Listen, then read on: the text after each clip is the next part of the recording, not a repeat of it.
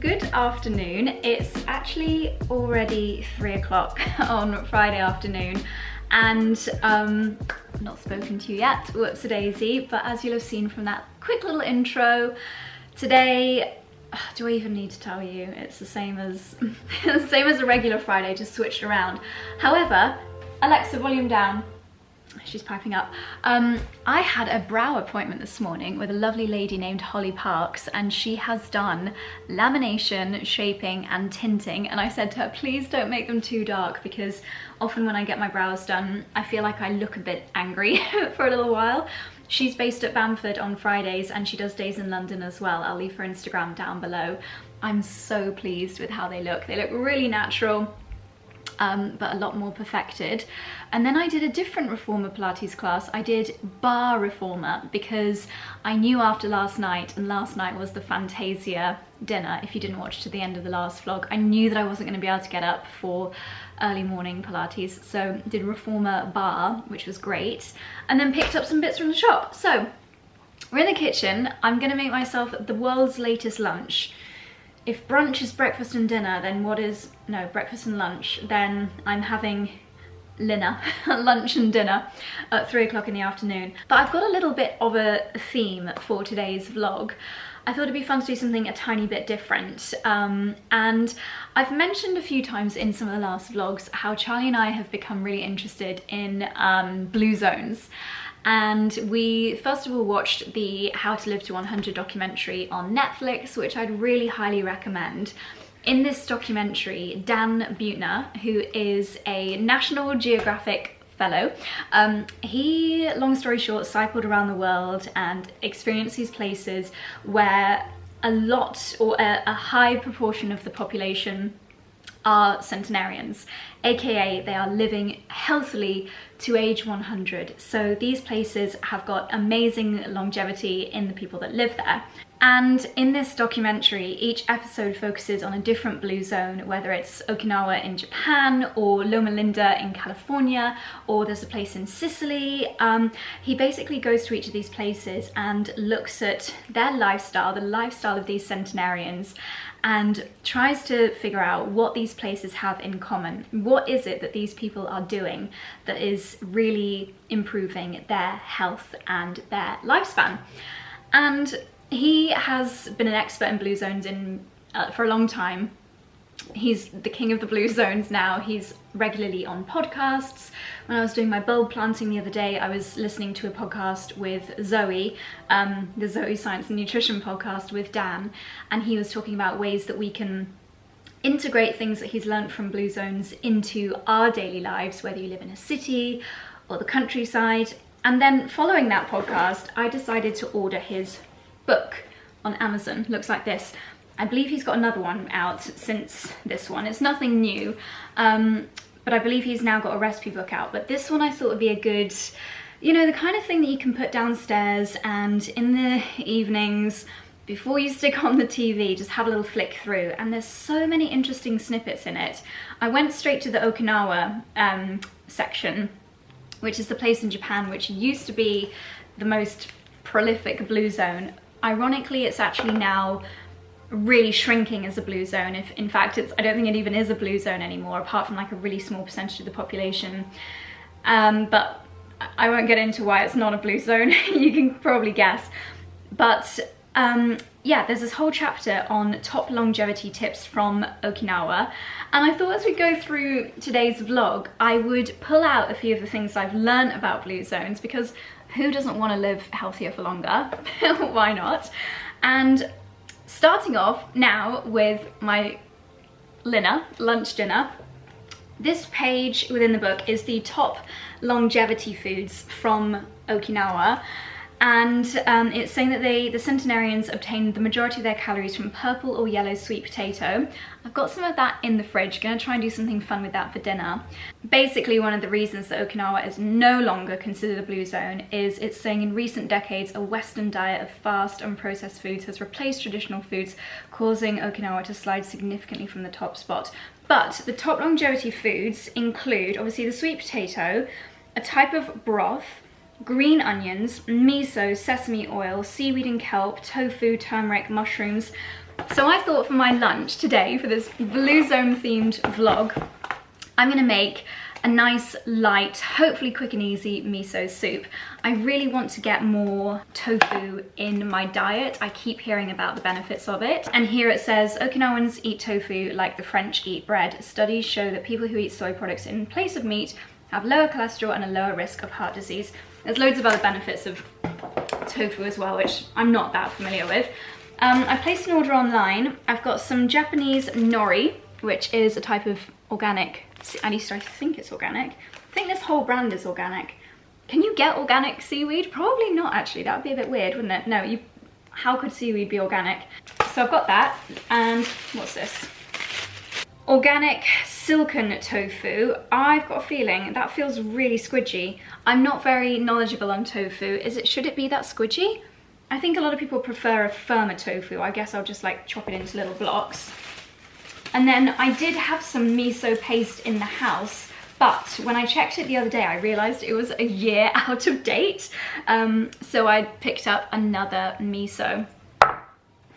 I don't believe there is a recipe in this book for this particular soup that I want to make, but let's just quickly check. Oh, there's a whole chapter on building your own Blue Zone. That's literally what I want to do. Do you know, this really just goes to show how much contradictory information is out there. It says in here to eliminate eggs. That is just something that I would never do. You have to really take all of these health mega like recommendations with a pinch of salt. Quite literally. Okay, I don't think there's a miso soup recipe in here, not that I've come across, but there's so many interesting chapters. This one is all about designing your home to make your home a little bit more Blue Zone friendly. It's basically all about like getting rid of unhealthy things in your vision. He was saying in one of the documentaries how we all pretty much have a seafood diet. We see food and we eat it. So if you make the things that you see healthier, then you're more likely to lean into those. But we'll go through a few more of the tips later. I need some lunch. I have got a miso soup recipe that I'm going to follow, so let's get started.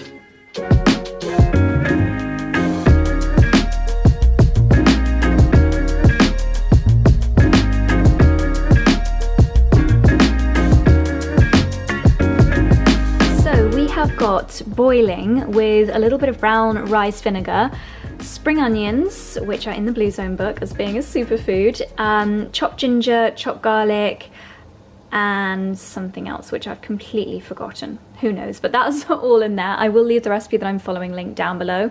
It did include adding mushrooms at this stage. Unfortunately, I forgot to get that from the shop this morning, so mine will be mushroomless, but never mind. So this is going to simmer for 20 minutes until the next step. I've got this water boiling here. Dexter. Tough day. Because I'm going to add some broad beans in and I can pod them after they've cooked a little bit.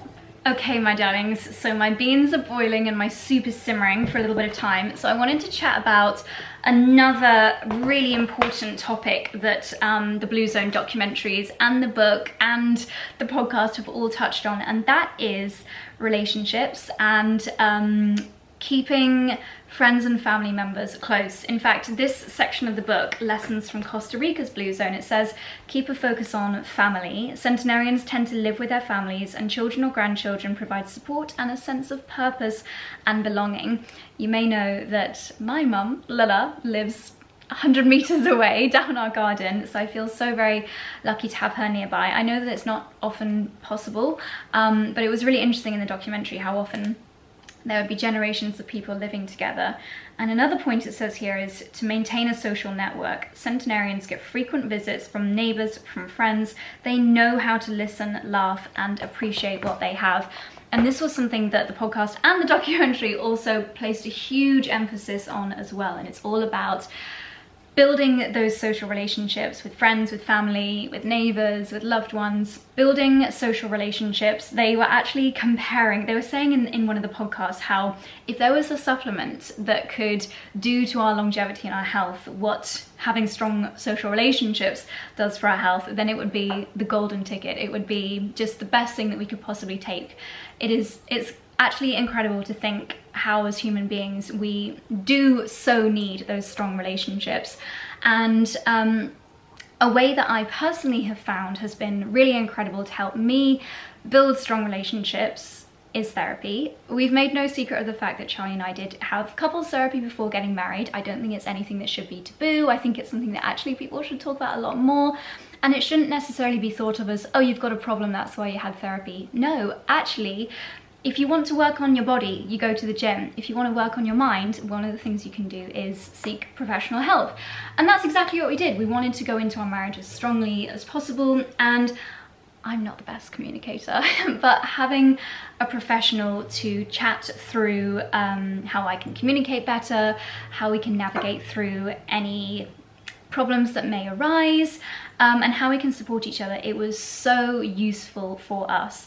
So BetterHelp is a service where you can have access to, they have over 1,000 credentialed therapists, and you can speak to them and use their knowledge and their expertise to help you in whatever way you think that might be able to help you. So it could be dealing with grief, it could be helping to improve your confidence, it could be, you know, you're preparing for a new job and you want to really improve a certain part of your social learnings in that way, or it could be just improving how you communicate. So with BetterHelp, you get matched with a professional that meets your particular needs, and you can actually switch around if you do find that that person is not quite right for you.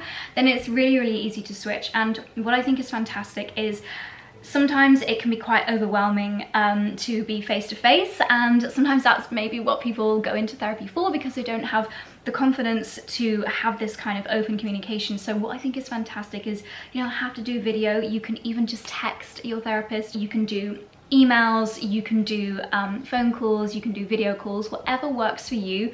You can have that kind of therapy, that kind of session with your therapist. It's just so easy to access. It makes therapy available to so many people. So it's definitely something that I would recommend if you are looking to improve your communication, help learn some coping strategies. And I do have a discount code for BetterHelp, which will be on the screen here, and we'll leave it linked in the description box down below. As I said, one thing that keeps coming up time and time again in these blue zones is the relationships that the people, the centenarians, have with each other. And it's something that I definitely think we need to always keep working on, always keep improving on. It's not something that you can just tick the box and be like, okay, I've done that, I've completed it. It's always something that we can continue to improve on, especially these days. I think we're so reliant on technology. I think communication is something that maybe we get a little bit out of practice with. I know over lockdown, I don't know if I've ever actually shared this with you, but when we came out of lockdown, I found it so overwhelming talking to people again. Like, that sounds really silly, but having not seen anyone aside from like 3 or 4 people for such a long amount of time, and then suddenly being like reintroduced to the outside world, I found it so overwhelming. And I'd never really experienced what I guess you could classify as almost a social anxiety before, but I really needed help to get through that stage. And it just, I guess that period of time when we weren't seeing people, you can understand why it is so important for our health and our lifespan that we do work on those relationships. So yeah, if it's something that you are interested in, if you think that a form of therapy might be helpful for you, then do check out the information that I'll leave down below for BetterHelp and my link. It'll get you a discount off your first month, and hopefully you guys will find it useful. So there we go, that's a really interesting part of the blue zones. Ikaria is another one. Where is Ikaria? I think that might be the one in Italy. And again, Icarians foster social connections which have been shown to benefit overall health and longevity. So get out there and make some plans, make friends and family a priority. It's interesting how I think every single blue zone, he recognized social relationships as being such a priority. Loma Linda, that was a really fascinating one, because you might think you have to live in a very green area for it to classify as a blue zone. Loma Linda is actually, I think it's a city in California, and in Loma Linda, spend time with like-minded friends. Adventists, I don't know why they're called Adventists and not centenarians, tend to spend time with lots of other Adventists. They find well-being by sharing one another's values and supporting one another's beliefs. That's really interesting. This book is honestly fascinating. So many little snippets in here. There's a few recipes dotted throughout. I will leave it linked down below. Anyway, let's prepare for the next step of my recipe. So the next thing that we need to do is cook some of our noodles. I'm going to use these organic spelt noodles. And in with my noodles, I'm going to do my broad beans. So these have been boiling away, cooking a little bit. And I'm just going to pod them. Gosh, I haven't done this since last summer. I know it's probably a really, really obvious one, but something that they, of course, kept talking about in the Blue Zones is how most of, oh gosh, I've got a runaway bean. Most of the centenarians' diet was obviously whole foods, not processed foods. So it's just ingredients that they'd got straight from the ground. So many of them were growing their own food and not highly processed junk food. But I feel like that's just super duper obvious. Really interesting to know which ingredients they're using a lot of as well. And beans was a really big part of so many of the centenarians' diets. Beans, mushrooms, tofus, broths, just not refined and heavily processed things. Okay, add the beans in with my noodles. Now I have to mix some of the miso paste with some water.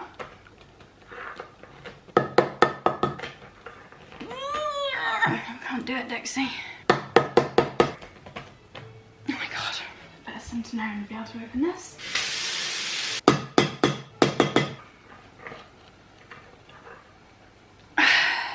Guys, I cannot get this jar open, and I'm not especially weak, so I really don't know what is up with this jar.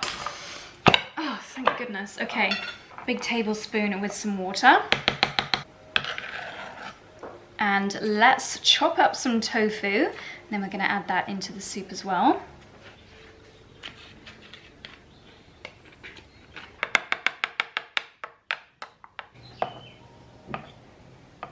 I've not chopped my tofu very well. I think I need to get a firmer type next time, but I'm going to add this into my broth. Now with the noodles and the beans, and obviously you could add far more veggies. If I had more like mange choux or like carrots, I would add them in, but I actually don't have a huge amount in the house at the moment, which is not ideal. Obviously the more veggies the better. That's boiled up again, and I'm now adding in my miso paste. At no point has this recipe asked me to put seasoning in, so I'm just going to try it and see if it needs anything adding.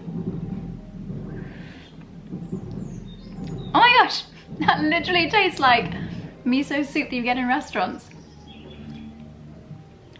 Wow, I don't know why I wasn't expecting it to taste like that. Oh, I forgot my nori strips. That is something I have never said before. So this is just like dried seaweed. I love it. I think it tastes so like hearty, umami. Yum!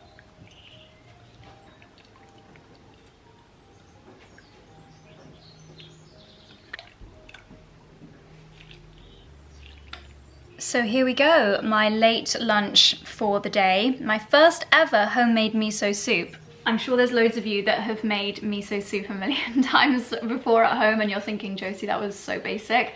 So if you've got any amazing recipes, please, please, please, please leave them for me down below. Now I'm gonna go and sit and enjoy this, and I'm not gonna watch TV, I'm not gonna be on my phone, because that's another thing that they talk about in the Blue Zones. It's really savoring each mouthful of food, enjoying it, eating slowly.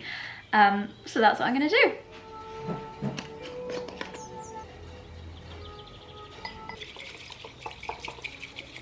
Well, that lunch was delicious, very light. So I feel like if you do have a late lunch and you don't want to ruin your dinner, that's a really nice option. I've made my matcha now.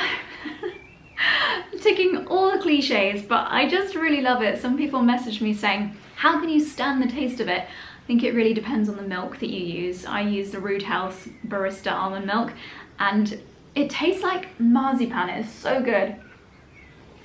But I think it is a bit of an acquired taste. So, we're in the greenhouse, and it came as no surprise to me that in all of the blue zones, something that all of the centenarians had in common was that they spent a lot of time in their gardens. As you can imagine, that was just music to my ears. And Dan, the presenter, he had quite a few theories as to why the centenarians, they're in their 90s and their 100s, and they're still out there gardening nearly every single day. And he had a few theories as to why this was helping them to be healthy at such an old age. One of the things is the regular low intensity exercise that gardening provides. When you're gardening, you're kneeling, you're crouching, you're digging, you're lifting, you're doing so much gentle exercise without even realizing it. You're getting your steps in, you're breathing in fresh air, hopefully, and it's just that regular small movement that is so fantastic, especially when you reach an older age. Something else that he thought or proposed as an interesting idea is that with gardening, you're always thinking and preparing for the future. And I guess psychologically, especially when you're reaching those ripe old ages, you're planning, you're doing things not for that moment in time. So when you're planting a seed, you're not going to be eating that item unless it's a microgreen for like 4 or 5 months at least. So psychologically, for these elders, they are saying by planting seeds and by growing that they are going to be around in 5-6 months to enjoy literally the fruits of their labor. I thought that was quite an interesting idea. And then obviously there's the benefits of being outside and how good gardening is for our immunity, just by being outside, being surrounded by nature and soil and all the microorganisms that brings. I made a few notes. What did it say? You're moving naturally while you're outside, enjoying the healing power of the sun and nature and fresh air. In the blue zones, people continue to garden even into their 90s and 100s. Gardening is the epitome of a blue zone activity because it's a nudge. You plant the seeds and you're going to be nudged into the next 3 or 4 months to water the plants, to weed them, to harvest them. And when you're done, you're going to eat an organic vegetable, which presumably you like because you planted it. And that's something that I always say to people when they ask how to start gardening or what to start growing. I always say, just grow what you enjoy eating. So that's why I love to grow microgreens. I love to grow beans and peas and courgettes because I love eating them. So that again to me was an obvious one. Spending time outside is just so fantastic for your long-term health, and it didn't surprise me that the centenarians in the blue zones spend so much time gardening. So that's what I'm going to do now. Unsurprisingly, once again, it's already 4:30. Probably a bit late in the day for me to be having a matcha actually. Not love actually. I don't think it's going to keep me awake, she says. Catch me at midnight, like I've gone mad. So yeah, I'm not going to spend a long time gardening because it's going to be getting dark and cold quite soon. I can already see the sun plotting its descent, but in a second it's going to come out from a cloud and it's going to be probably clear for the next hour or so. And the one job that I want to do today is my compost. And you're going to see what a workout gardening can be, because lifting and spreading compost is not an easy job. I should have done this weeks ago, but long, very boring story short, lorries can't get down our driveway. Big ones can't at least. And a lot of compost is, there's the sun, yay, welcome. A lot of the time compost deliveries come on like forklift lorries that require like something to drag them across the gravel. Very boring. Basically couldn't get compost to my house before now. It's finally arrived, which means it's literally the green light that I need to do so much in the garden. If it stays glorious and I manage to get the composting done in record time, I might even plant some seeds. Direct sowing is so exciting. And now that how are we coming to the end of March? How? I don't know. Anyway, less chit chat because the sun is out. Let's get moving. About 10 gazillion bags of compost.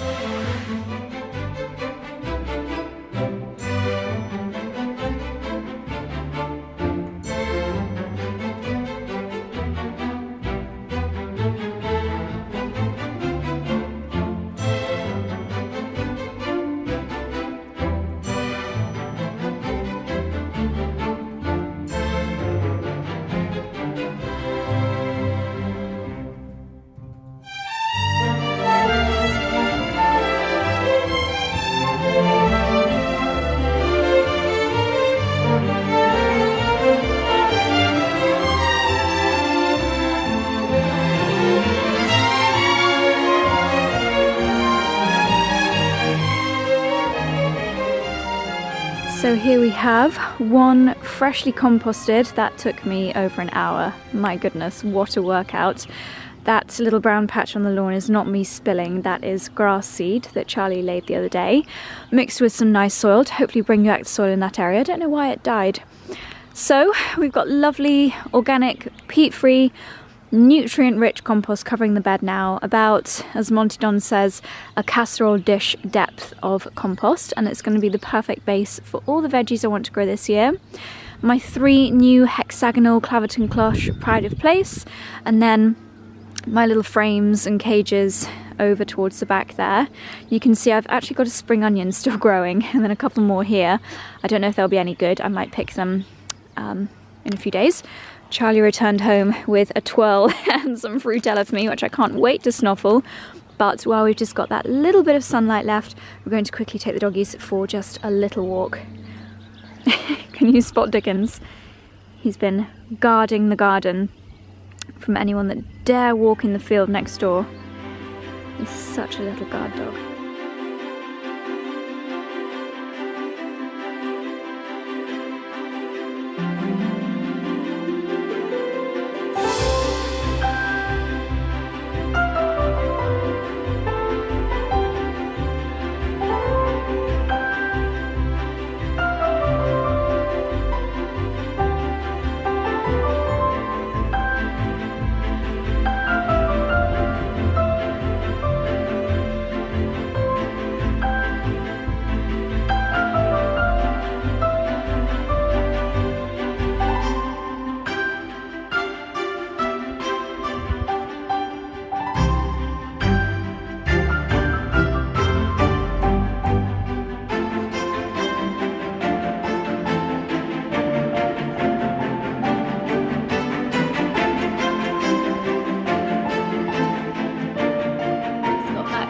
Lovely dog walk. Hopefully I will have just inserted some clips that I shot on Charlie's phone when we were out.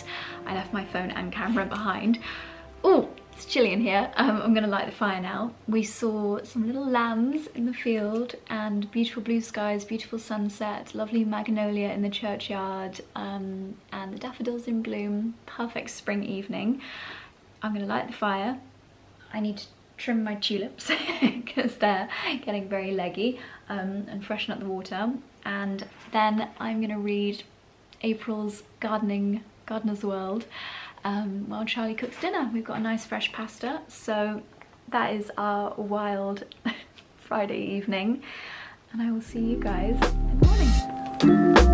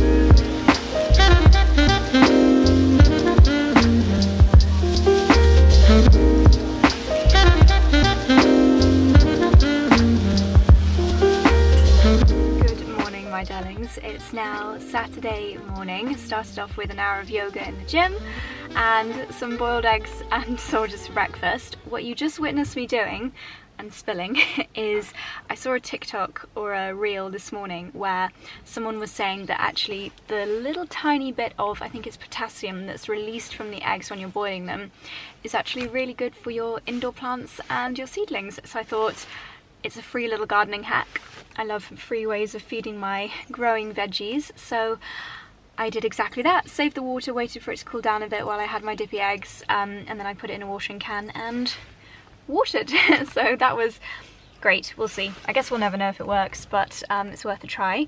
We're heading over to Strawtop Cottage now, our lovely little Airbnb, and we're going to do an hour or so of gardening there, and then I think we're going to have a nice lunch at Nicholsons and then come back for an afternoon of gardening here.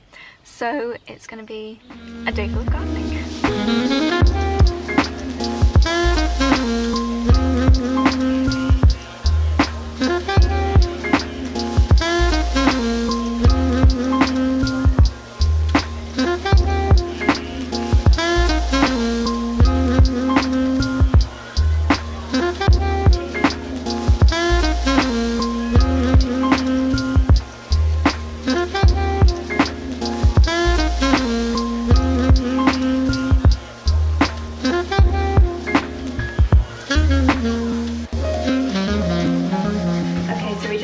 Freshen up inside Strawtop 1, freshening up the flowers and measuring up for a rug, and we're now in Strawtop 2, and I'm going to give you a little bathroom update. We've had the tiles added and we're just finalising the paint colours, so let me show you how it's looking. So we've got tiles in here. Were they from Marlborough Tiles? Was that the company? Yeah, they're from Marlborough Tiles. They're handmade ones. Really Apparently nice. They're a bit challenging to actually use because they're all different, but I like the fact they're all different and you've got different character in them.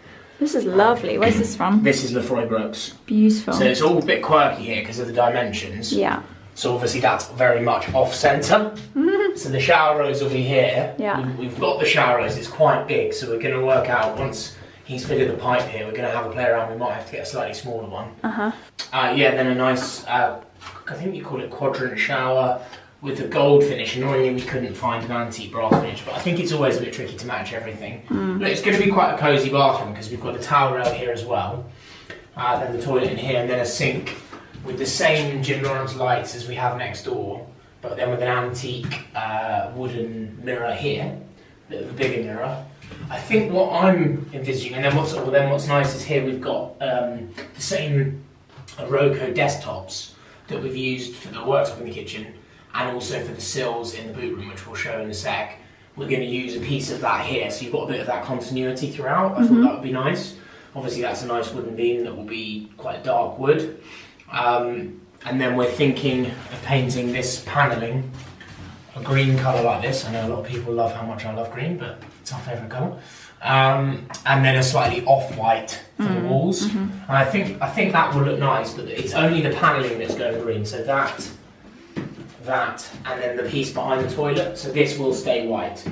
Off-white. Off-white. Yeah.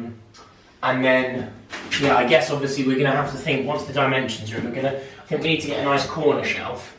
Yeah. For products in that here. Needs to match the Lefroy Brooks. Yes, it will, which we've got. I know exactly where to get that from. But unlike the bathroom next door where we have a shelf here, I think we keep this clear, and we can either put a piece of artwork here or another mirror, depending on how we feel. But I think, and I'm going to wait until the toilet's in, but I think potentially here we could have a little bathroom cabinet above the toilet. Yeah. I think that would work nice, like a nice antique one. And then also we're going to use, or even just a shelf, because we don't want people forgetting stuff in or a shelf. That's a good point actually. We're going to replace that with a because this will then go into the carpet, obviously. Yeah. But this will be a nice piece of Roco, same as the desktops, because we've got quite a lot left over. Great. So that's quite nice. So we're making the most of it. And the floor is a really beautiful old tile that matches the boot room floor downstairs, but obviously it's covered up for protection at the moment. Yeah, it's a really, it's the same terracotta tiling. Yeah. I think this will look really nice, and with the antique brass detail. God, I don't know, I can't get my words out today, but whatever you call it, that I think it will look really nice in here, and it's got enough of a difference to next door, when in reality it is a very much same dimension size room. Yeah. Because in this property, really, the big difference is all downstairs. Yeah. Upstairs, albeit there's a little difference in dimensions. I think the landing's slightly bigger. It does feel a bit wider. And I think the bedroom here is slightly bigger in this cottage. But in reality, we're dictated by the same sort of challenges. Yeah. So if you're familiar with Strawtop 1, obviously Strawtop 2, it's practically the same layout in this room and upstairs. So we're making them different colours. They're going to have different feelings to them. Yeah. And so when this one's up and running, you can just take your pick. And of course, we'll have double the availability because Strawtop 1 is pretty booked for summer. It's pretty much fully booked spring, summer. We've got a couple of openings, so it's worth checking the diary. Yeah. We'll leave the Airbnb link down below. The aim with this, without putting an exact date, I think this cottage will definitely be ready for June bookings.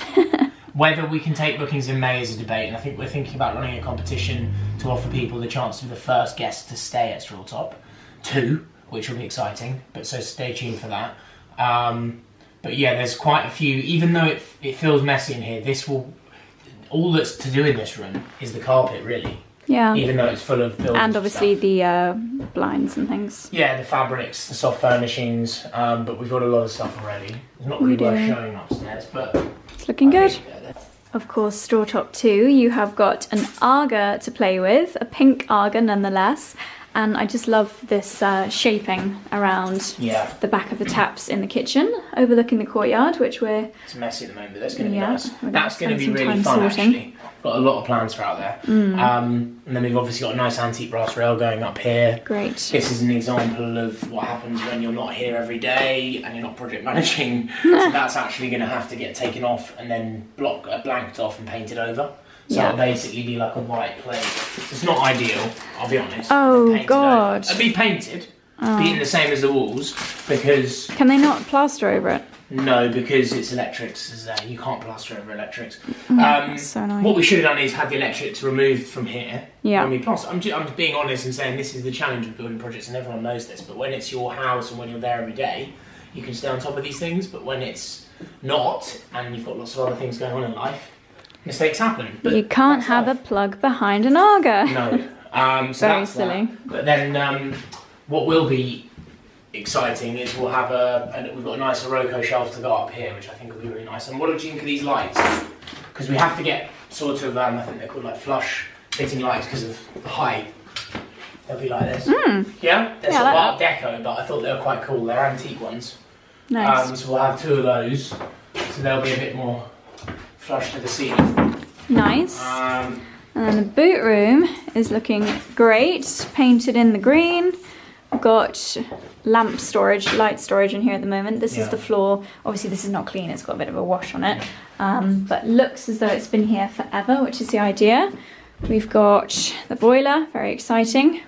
Washer, tumble dryer down there. Flat caps if you want to borrow any. We're going to have all wellies under here. What I think we need to have though, I think it's a shame not to be able to hang stuff here. Yeah. So I think we have those, but I think we have some antique brass pegs here. Yeah. Maybe 5 for wax jackets or whatever. Because, the more hanging space the better. And I was thinking if we can find some baskets that fit to go in there. Yeah. That's where a few. Can you measure that for me quickly? Because I'll be able to find some. Measure on me, but we will. Yeah. But yeah, it's they've done a great job in here really, and I'm excited. And I think it's tricky because we've got 2 of these, but I think just 1 of these would look quite nice there. That's nice. Because I think we could have 2 put in, but I think it would look strange. I think we only need 1 light in here. Yeah. Don't you? It's looking good. So we're out the front and this is what we came here to do. We are filling out the herbaceous border that runs across Cottage 1, Cottage 2 and for our neighbour at number 3 as well. So we've got some Erigeron here which we absolutely love in a herbaceous border, which we're going to put along the front. And then Charlie's found a type of salvia which is quite a low growing one, so it's not going to get too massive. It's basically the same salvia. Obviously there's loads of different types of salvia. Salvia is part of the sage family, so it actually smells a bit like sage. But salvia, to be honest, everything we're planting today, if you're starting a herbaceous border for the first time this season, this is what you should add. These are our like 5 favourite ones, and the reason being, A, they're like a great perennial that's hardy, that's trusted and proven and comes back every year, stronger and better. But the other thing with these is they're all value for money in terms of they flower for quite a long period of time. They do. So there are some great perennials that everyone loves, and we've got certain ones like lupins, but they're not quite as, they don't have the longevity. They flower for maybe 4 to 6 weeks. That's a level 2 herbaceous border. Sorry? That's a level 2 herbaceous border. Whereas with certainly the border like this, that we want to be slightly lower maintenance and look good all the time, Salvia caradonna is the one, and they look almost like lavender but taller. And they're great in, as cut flowers as well. They're great in a display. And these ones are the compact variety, Perfect. which if you can get, these are great nearer the front because they don't get as high basically. Okay. So we've already got salvias in here, as you can see, but they're just one of our favourites. And look at this beautiful hellebore. We just had a few of these over the winter, so there's something pretty to look at. Some tulips coming through, some hydrangeas which Charlie and Stefan pruned earlier in the week. It's going to look lovely.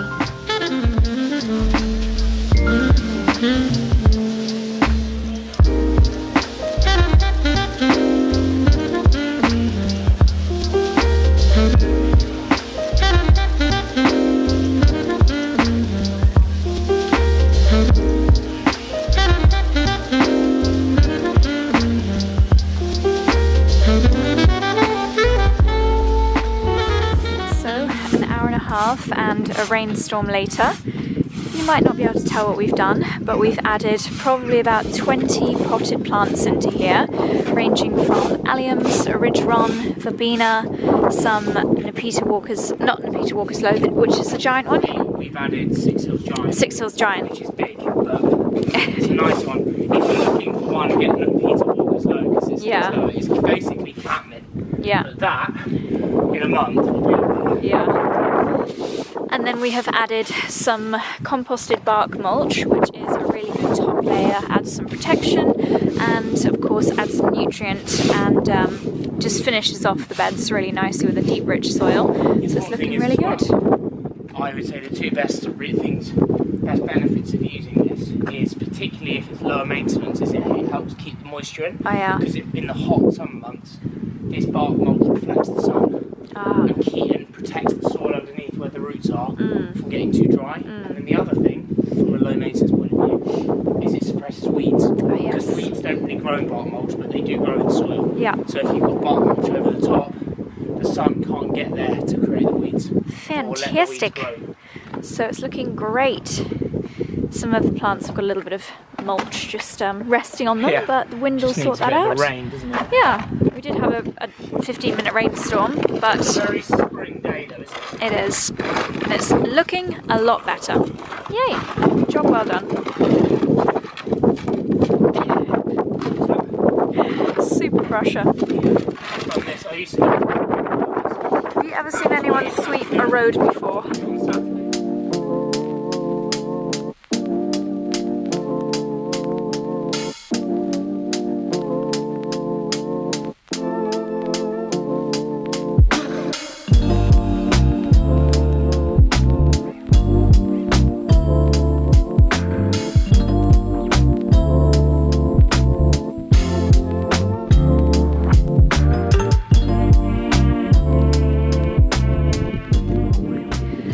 So the rain clouds have well and truly passed, and we are treating ourselves to lunch at the Yurt at Nicholsons, Cotswold's best hidden gem. Well, not technically Cotswolds, but near enough. It's gonna be gorgeous in there. They do a few supper clubs here, but they do lunch and brunch. Here we go, on weekends. So we're here for lunch, but I just want to quickly show you the brunch menu because we always recommend coming here for brunch to our cottage guests. It's about an 8-minute drive away. I would definitely recommend booking though. It's not huge in here as you can see, but there is a lovely outside area and they just have the most delicious dishes and things that you don't see everywhere as well. Like, I mean, obviously we've got the smashed avo, we've got the eggs benedict, but we've got lovely things like an Indian style lentil dal with local dairy roast garlic yogurt, sweet bites, pastries as well, and there's always lots of seasonal specials. This is the lunch menu.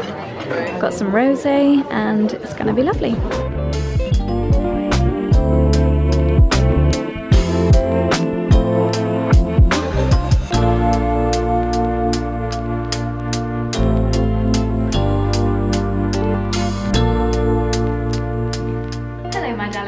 Back home again. That lunch was exquisite. school visit.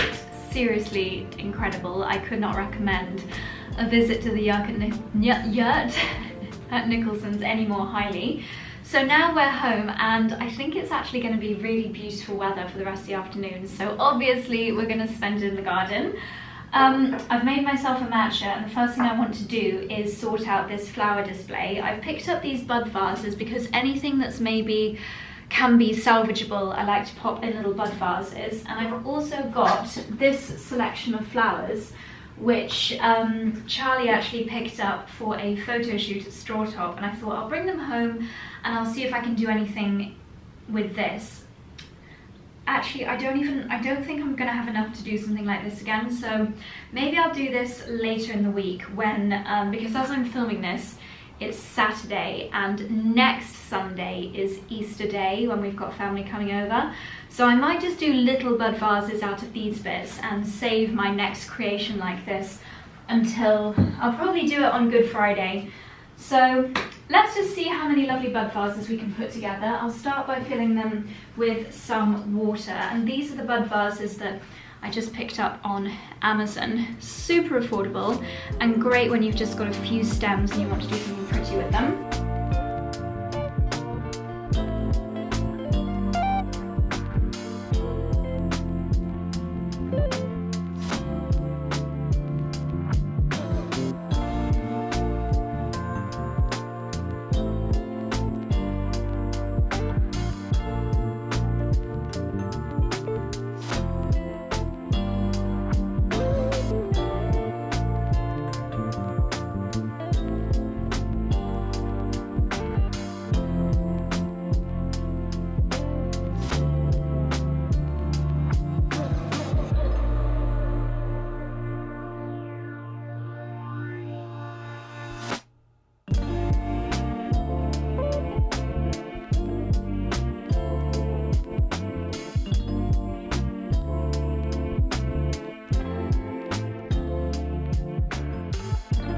So it is starting to cloud over and get a little bit chilly and windy, so I think I'm going to start to pack up gardening for today. So we have composted and mulched this bed with a mixture of different composts. We actually got some freebies from Nicholsons because they were testing a new type of compost. It was a little bit stodgy, but I've mixed it with another kind and I think it'll do the trick just perfectly. And then we've started over on this bed, but we need a little bit more, and this one I used actually just a real mixture of loads of bags from Rocket Grow that I bought last year, which is really lovely, obviously organic and peat free. So we've got a mixture of the fruit and veg compost, the magic mulch, the seed and cutting compost, and the fruit and veg compost, and the soil improver. I just had a real medley behind the greenhouse, so that is what's currently in here. We've laid the cloches out, so they're looking beautifully arranged, and Charlie has also lifted the big tiles, so they're now above soil level. Starting to get really chilly, isn't it, Dexy? So I'm just going to have a very quick greenhouse tidy and kind of plan my gardening jobs for tomorrow, because it's going to be really lovely tomorrow. I've got an order here that arrived that I placed months ago from Farmer Gracie. That is my dahlia tubers. And I've got something here from Envy, and I think it is a new plant feed. So I'm just going to unbox those and do a quick tidy up. These are some old pots that I'm reusing that I will pot up my dahlia tubers in, and then I'll just keep them in a frost-free place, probably my little cold frame. But yeah, I'm going to do that tomorrow. I think I'm just running a bit low on energy now today. And I've also picked out a few seeds that I plan on growing tomorrow. Interestingly, I also read in the Blue Zone book that kohlrabi is a blue zone. Is a veg that they eat a lot of in the blue zones. I didn't grow it last year, but I did grow it the year before that, and it was really successful. I just didn't really know how to cook with it, so this year I'm going to try harder. So we know that we can grow it here. Celeriac apparently grows really well in this area, and I do need to do some new microgreens, but I'm going to do that tomorrow. And then in the veg beds I can plant out all of these. So we learnt yesterday, well, this vlog, but you'll have seen yesterday, that spring onion or green onion is also another blue zone food. So I'm going to plant these, sow these seeds directly into the beds tomorrow when it's nice and sunny. Spinach, obviously fantastic, it grows really well when sown directly outdoors. Radish you can also sow directly at this time of year. And then anything that's brightly coloured I always think is really fun. I don't think you would ever find purple mange tout in a supermarket, so I thought I would try growing this year, but I might plant that or sow them indoors first. And then I also found this really fun pink garlic. The cloves are actually pink and the flavour is a little bit stronger, so I'm also going to plant some of these out into the beds tomorrow. So tomorrow's going to be a busy day, but I thought I would get it all lined up. But for now, let's unbox my fertiliser and my dahlia tubers. Okay, so these two are, well, three actually, are, would you believe, little PR gifts from Envy, which is very kind of them. Thank you. They have sent their brand new, this is brand new for 2024. This is an all-purpose feed that will invigorate and feed and basically supercharge all of your outdoor grown things. So what I like to do with feeds like this is pop a tiny little bit, this will do over 300 litres, into a watering can, top it up with water, and then that is how I will feed my outdoor bits. You can of course use it, probably even more diluted, in the greenhouse when you're growing as well. And then this is one of their best sellers. Seaweed feed for some reason just is like a supercharger for, so it says organic seaweed fertilizer containing extra plant-based amino acids and iron, fruit and vegetables, flowers and shrubs, lawns, and even trees. Everything loves the sea feed. This is another new one for 2024 and it is incredible for tomatoes. So an organic liquid tomato feed with added calcium, magnesium and seaweed. Amazing, thank you very much Envy. It'll be a little while until I need these yet. You don't really want to put such strong feeds on your seedlings because it can be a little bit too powerful for them. So I will store those for a month or so until I need them outdoors.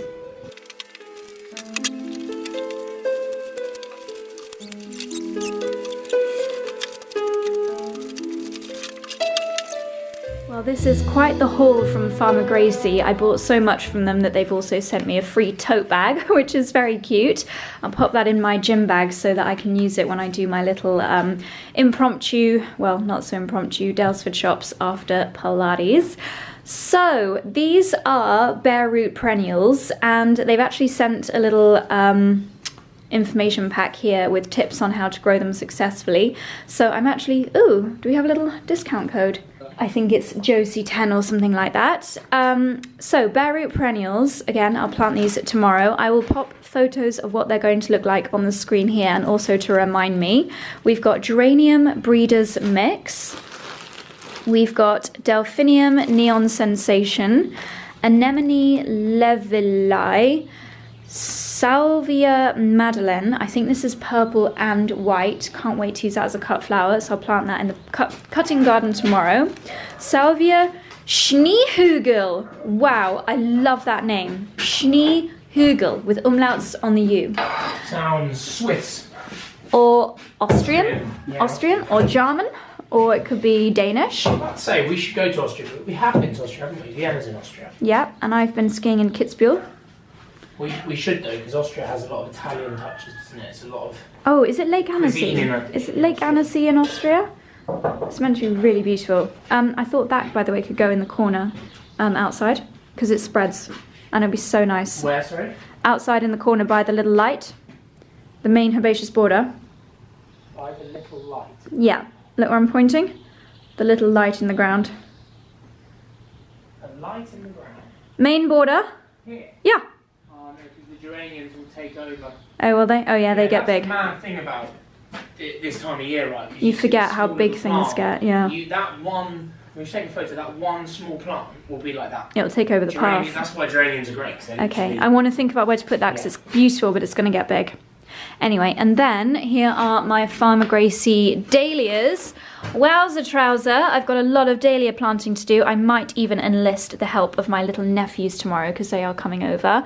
So we've got Dahlia Bacardi, Dahlia Sarasota Joy, Dahlia Wizard of Oz, Dahlia Natalie G, Melina Fleur, Wide-Eyed Jill, Chimacum Davi, Salmon Runner, Strawberry Cream, and Daisy Duke. So if you want to see, well, I will have shared it as a YouTube short by now, but I'll show you in the next vlog how I do my daily tuber planting, and no doubt I'll have lots of help from you and my little nephews. So yeah, I think that's all I'm going to do today because I'm getting tired, and you always have to stop gardening at least 20 minutes before you get completely pooped. Otherwise you just won't have the energy to put anything away. So that's what I'm going to do now. Quick tidy up and then into the house, and I think I need a cup of tea.